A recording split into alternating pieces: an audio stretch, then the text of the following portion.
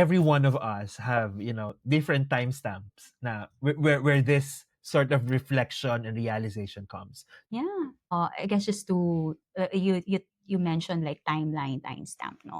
Of course, parang I say this, I recognize na it comes from like a place of privilege. I mean, iba-iba rin tayo ng konteksto. Like, may mga tao na, parang cannot afford like to, leave yung mga trabaho course. nila just to pursue something na passionate sila about. And this is something that I shared din dun sa recent talk na I had with like a group of mga college students who are about to, embark into life after graduation.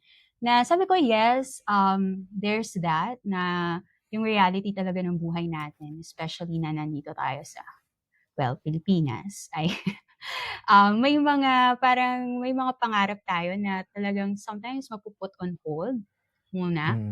But like what I say always is yung mga barriers mo ngayon, acknowledge na nandiyan sila.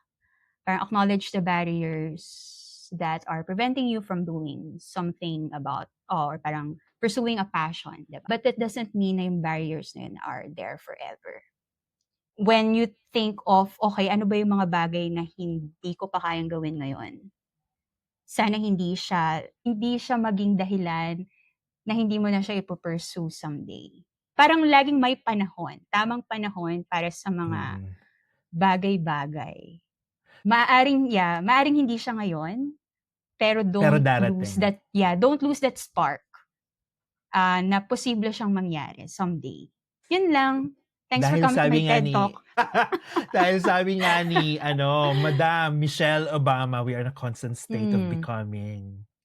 Diba? Yeah. Kaya nga ang titulo ng episode na to ay OTW. Yeah. Kahit na ito ay pagtigil, paghinga, pagbalik sa charging base, it's part of the way. And when you stop over, you're still on the way.